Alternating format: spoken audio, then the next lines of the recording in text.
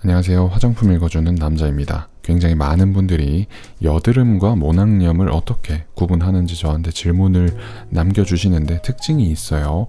어떤 질문을 하시냐면 여드름의 모양이나 모낭염의 모양을 보면서 어떤 피부 질환인지 구분할 수 있는지에 대한 질문을 대부분 해주시는데 사실 여드름과 모낭염을 우리가 눈으로 보고 구분하는 건 불가능합니다. 제가 항상 말씀드리지만 불가능한 일이에요.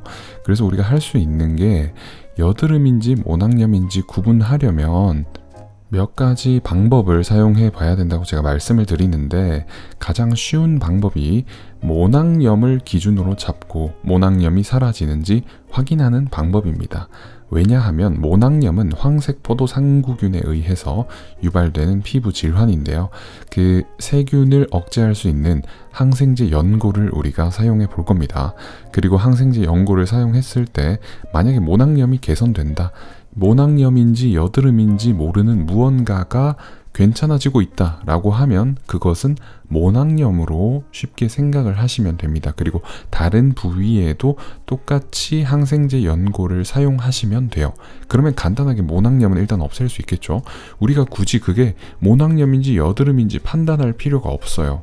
그리고 모낭염을 케어하면서 여드름인 경우 모낭염 연고를 사용했는데 염증이 사라지지 않고 계속 그냥 유발되는 경우에는 해당 부분은 모낭염이 아닐 수 있겠죠. 여드름 가능성이 있겠죠. 그러면 거기에는 여드름 연고를 사용해 보는 겁니다. 여드름 연고를 사용했을 때 사라지면 똑같이 모낭염과 똑같이 이것은 여드름이구나 라는 결론을 내릴 수 있는 것입니다.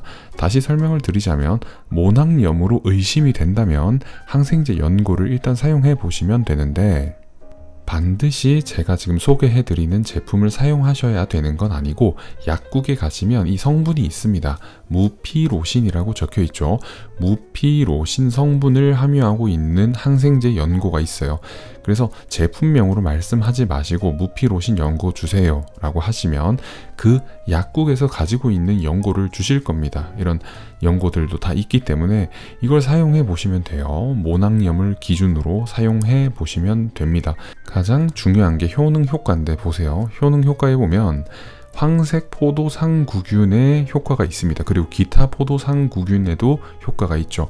그렇다는 것은 모낭염을 유발하는 이런 원인 인자를 케어할 수 있다는 것을 의미하고 그래서 이걸 먼저 사용해 보는 거예요. 사용해 보고 잘 들으면 모낭염으로 기준으로 하고 관리를 앞으로 하시면 되고 안 들으면 여드름 기준으로 해 보시고 만약에 여드름 케어 방법으로 했는데도 안 돼요. 그러면 다른 문제겠죠. 다른 염증성 피부 질환이 유발되고 있을 가능성이 있으니까 모낭염도 아니고 여드름도 아니다. 이렇게 좀 새로운 기준점을 잡고 다시 관리를 시작하셔야 돼요. 많은 분들이 지루성 피부염도 구분을 못 하시는 경우가 계세요. 저도 그래요.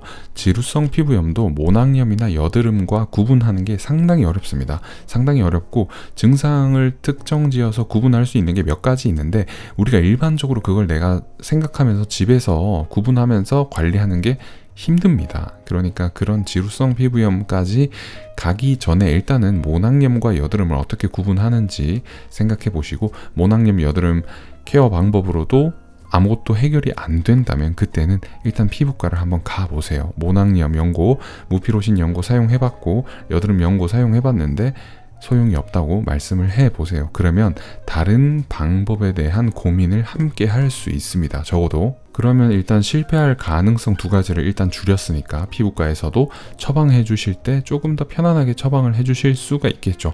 왜냐하면 여러 가지 가능성에 대해 생각해보고 이것도 써보고 이것도 써봤는데 효과가 없었으니까 그럼 다른 방법으로 조금 시도를 해볼 수 있겠네 라고 생각을 할 수 있습니다.